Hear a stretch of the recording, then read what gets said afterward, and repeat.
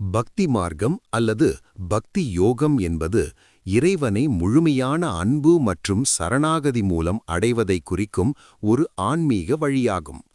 இந்து தர்மத்தில் முக்தி அடைவதற்குச் சொல்லப்பட்ட 4 முக்கிய வழிகளில் கர்மம், ஞானம், ராஜா மற்றும் பக்தி இது மிகவும் எளிமையானதாகவும் அனைவராலும் பின்பற்றக்கூடியதாகவும் கருதப்படுகிறது.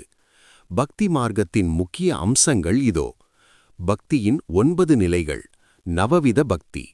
பாகவத புராணத்தின்படி ஒரு பக்தன் 9 வழிகளில் இறைவனிடம் தன் அன்பை செலுத்தலாம்.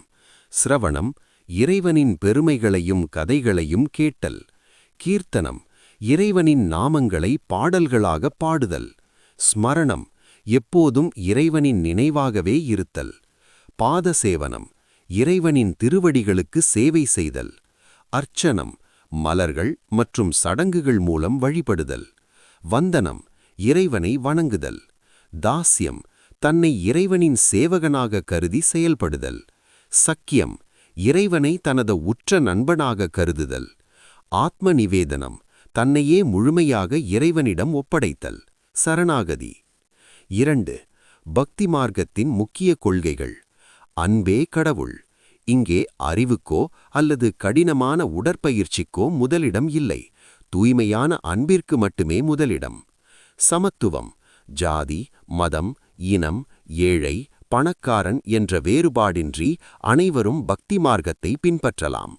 சரணாகதி. பிரபத்தி, நானோ எனது செயலோ எதுவும் இல்லை, அனைத்தும் இறைவனே என்ற எண்ணம். மூர்த்தி வழிபாடு.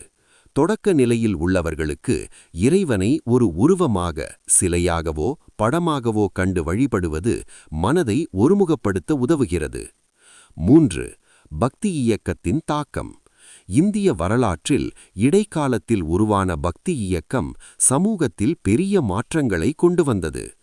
நாயன்மார்கள் மற்றும் ஆழ்வார்கள் தமிழகத்தில் சைவத்தையும் வைணவத்தையும் பக்தி மூலம் வளர்த்தவர்கள்.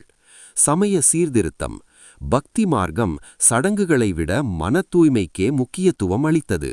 இது எளிய மக்களிடையே ஆன்மீகத்தை கொண்டு சென்றது. மொழி வளர்ச்சி. சமஸ்கிருதத்தில் இருந்த ஆன்மீக கருத்துக்கள் தமிழ், ஹிந்தி, மராத்தி போன்ற மாநில மொழிகளில் பாடல்களாக மாற்றப்பட்டன.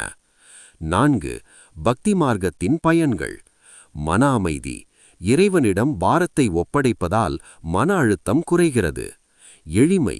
கடினமான யோக பயிற்சிகளோ ஆழ்ந்த தத்துவ ஆராய்ச்சியோ செய்ய தெரியாதவர்களுக்கும் இது மிகச்சிறந்த வழி. பரிசுத்தமான மனம். பக்தி வளர வளர பொறாமை, கோபம், பேராசை போன்ற தீய குணங்கள் மறைந்து அன்பு பெருகும். சுருக்கமாகச் சொன்னால், எதிர்பார்ப்பில்லாத அன்பின் மூலம் இறைவனோடு ஒன்றிணைவதே பக்தி மார்க்கம்.